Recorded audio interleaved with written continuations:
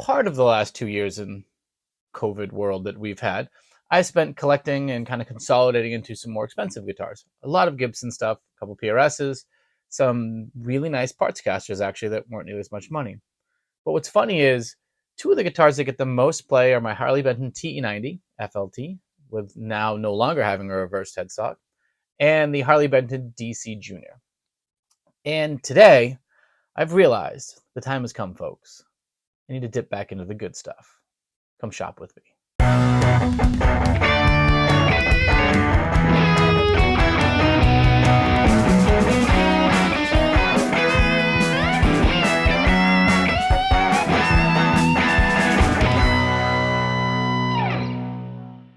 Hi boys and girls, I'm Nick in the States, and on this video today, we're going shopping for Harley Bentons. Now, if you don't know who Harley Benton is, nobody does. He's made up. He's not a real person. But in fact, Harley Benton is the value-priced, pretty good quality guitar brand from Thomann in Germany. And Thomann is, for you, those of you in the United States, sort of the guitar center from Germany if it was run by a family that actually cared about guitars and music and not some conglomerate backed by private equity. And anyway, let's not get into that today. Poor Guitar Center. We could beat them up a little too much. We still love them. I still love walking through. Please continue to exist. Back to this. Anyway, digression aside. Benton guitars are made in China, and Thomann imports them into Germany, but they do ship worldwide. If you're watching this in Europe, it means you have all sorts of really great benefits, like free returns and really easy, quick shipping and all that sort of stuff.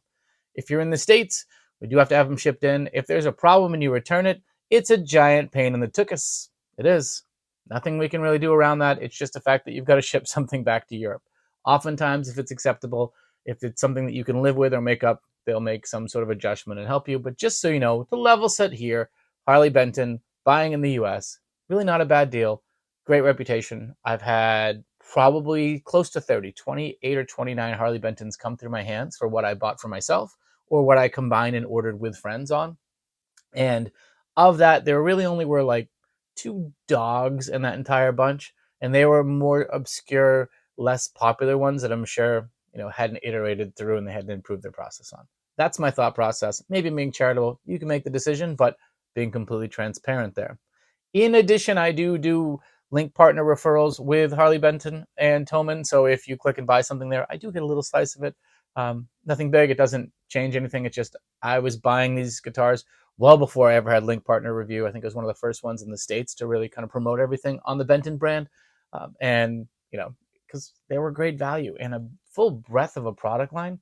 So can't really complain. Okay, provisos, quid pro quos, and all those other things aside, let's do a little shopping, shall we?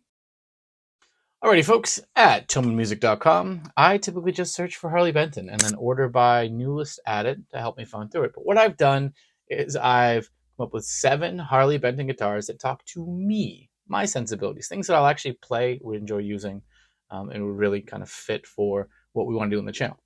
So I'm listing these in sort of order of complexity and or pickup design, starting with single coils, single pickup, and working our way through some SSH and some humbucker stuff at the end. That's where we're at. 7 guitars, all of which pretty value priced, around $300 or under. So we're going to go take a look today. The first one, Daphne Blue. Daphne Blue is wonderful. It's a pretty guitar. It's a pretty color. I have this in mustard TV yellow. Really cool, but this is the fat one, which has a kind of a beefier P90 in it that I think it gets you a lot closer to what a Gibson's P90 is like. The one that's in the DC, if you didn't have a Gibson with a P90 in it, you'd say this is amazing. It's very flexible. It's not overpowering. It's a really great sounding pickup.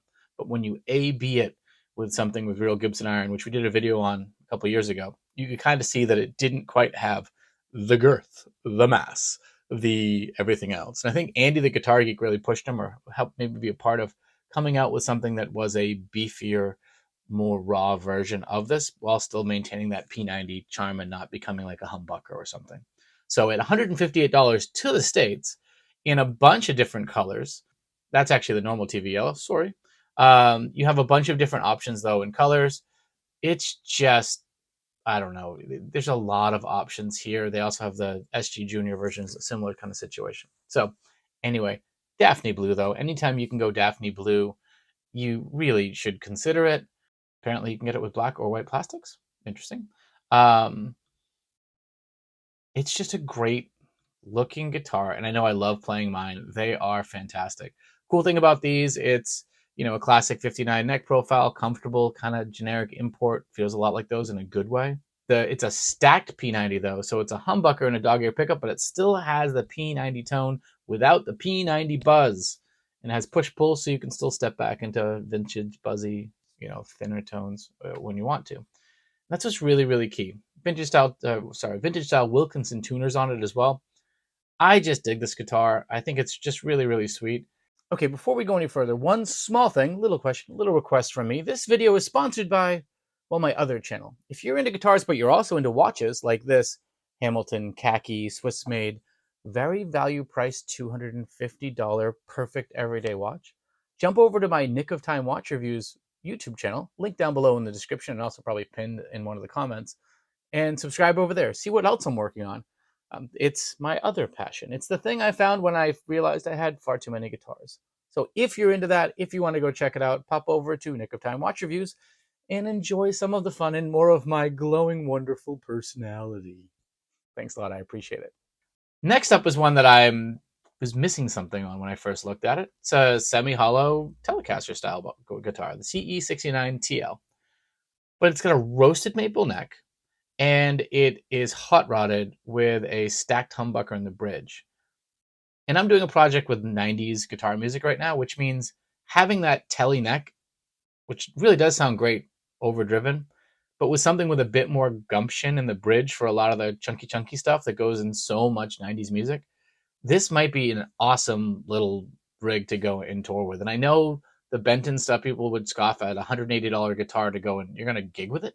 You're going to play it? And I'm like, I would with any of my other Bentons I have, and darn sure I would with this, especially if it matched it. But to have that roasted neck, I have one other guitar, the Henning Poly signature with a roasted neck, and it's just great. But I also find it survives the seasons better. It doesn't expand and contract as much, and to have something that's a little bit more stable like that would be super cool. $180. I mean, come on, where else are you gonna get a roasted neck with $180?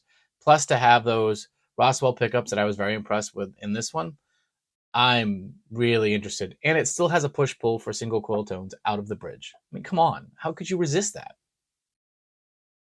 Well, because you want color, Nick. Because that's boring woods. It doesn't have a lot of soul to it. Well, get yourself some color with the JA60cc in Seafoam Green for $149. This is your, Jazzmaster, Jaguar, hardtail thing. Really, really cool. The nice thing about it being a hardtail tunematic is if you wanted to put a Bigsby on it with a B5, you could put a Vibromate and put a Bigsby on it, and it would look cool as can be, but it wouldn't put any holes in the top. So no drilling required, no Wigsby sacrifices you'd have to make with that sort of setup.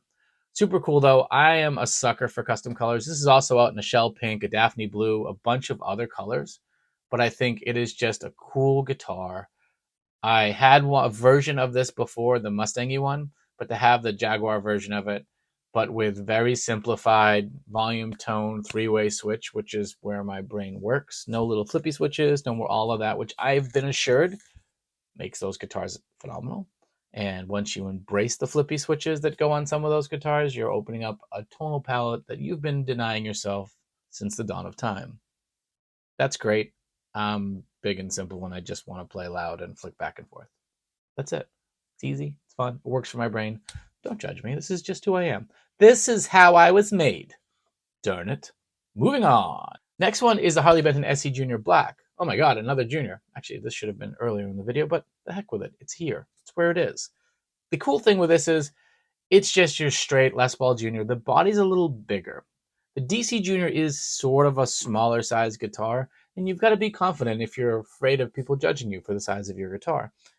This one's a bit bigger. It's a bit closer to the size of a Les Paul Junior. They've done a pretty good job in the design for the compromises you have to make when Gibson and it gives you crap for copying their stuff too closely. Very cool guitar. Very neat. I have a Gibson Les Paul Junior that I adore, and it would be fun to have this in spite of its fake tortoiseshell guard, which some of these are awful. I have no idea how this one is, but some of these are awful. And if I were to do it, I would probably spend the $4 extra, wait a little bit longer, and get the black guard. Next up is the Harley Benton ST70 Black Paisley. Now, I had the rosewood body veneer thing version of this guitar back in the day, but it wasn't HSS. And this is really intriguing because I've seen the Black Paisley. I had one come through for a friend, and I really like the way it works from a color palette perspective. It's very subtle. It comes off as almost tasteful, which Paisley on a guitar, tasteful. Usually you wouldn't say these things, right? I dig this. I dig this one a lot.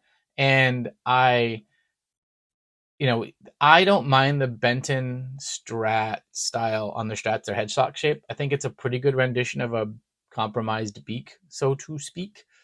But the other thing that's neat about this guitar is I have sitting just a couple inches above my head on a shelf a really nice maple Strat with the neck profile that I love, just the neck. And it's sitting there. And so if I felt that I like this but couldn't get over the headstock, I actually already have a neck to replace it with, which could be a whole nother video too. The content machine could be fed. We could all be happy. Can you tell I've had my fake caffeine this morning? Great guitar. Roswell pickups in it. So it's two Alnico 5s with then an Alnico 5 humbucker in the bridge. You also have push pulls, so you can still try and get that thinner, snappier bridge sound, or slinkier, I guess, bridge sound out of the Strat. I'm intrigued by this. $148. Oof, it's a front runner. Next, we're going to climb the ladder in price a little bit, but we're back in that HSS. And once again, HSS is attractive to me at the moment because of the projects I'm working on. And I don't have something like this. And either I'm going to build kind of a semi-expensive MJT body age with an age PAF in the bridge and then two Stratty single coils with the neck I have up top. And I'm going to blink and it's going to be $600 more into that guitar to do it. Or I can spend $300, get one of these, and probably love it. Has a roasted neck, which I have been a huge fan of. Has a 2-point trem on it, but it's not a Floyd Rose or something that I don't speak Floyd Rose. So I'm intrigued by it. It's got a nice Alnico 5 humbucker in the bridge and in the neck and in the middle. Split, push, pull, split stuff. Wilkinson tuners, Wilkinson tremolo, and it's Daphne Blue. Also available in a bunch of other colors, but Daphne Blue. Intriguing.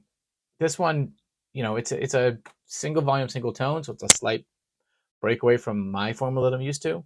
It's, moving towards more of a shreddy-ish guitar, but it's got enough classical things in a classical color to make me still feel warm and fuzzy and comfortable and not start throwing rocks at it for being too newfangled and crazy and strange. Finally, the Fusion T humbucker with a crazy funky little top on it. This is available in a bunch of different ones. Humbucker, but a telly with a trem with a little bit of easier access as you're playing up the neck. Belly carve. It's just cool, and that roasted neck, especially this rendition, the one they took the photos of, is just a cool looking, fun telly that also I think would catch light really well if you're performing, but overall, very neat. Comfortable access heel. Photos look awesome. Same $333. It's, two Alnico 5 humbuckers with push-pull pots. Just a really cool guitar. Cool. Nick, use more better adjectives. Mo better. I've run out. I've used them all in the previous 6 guitars. And on the 7th guitar, all I can say is it should be more betterly described than how I'm describing it. Overall, I think it looks quality.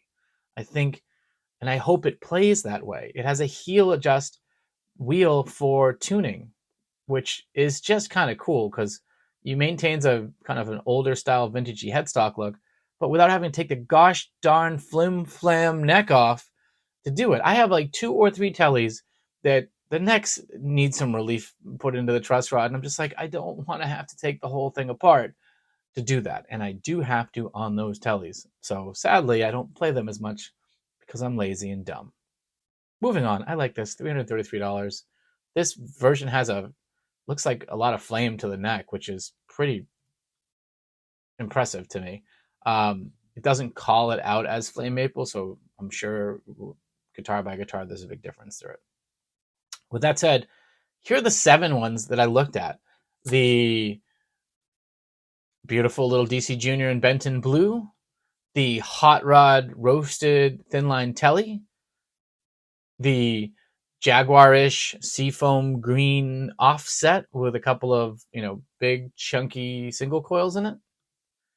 The SC Junior, LP Junior style vintagey looking option. The ST70 black paisley. The Fusion 3 Daphne blue HSS. And finally, the Fusion T HH with that beautiful roasted neck and that very nice, I'm sticking with nice description on that top. Which one should I choose? Comment down below. I'm probably going to put a social poll up and use some of those flim flam features that YouTube loves everyone to use and try to put those in place and get your feedback. I'll make a decision by Friday of this upcoming week, and then we'll put an order in and get these things in.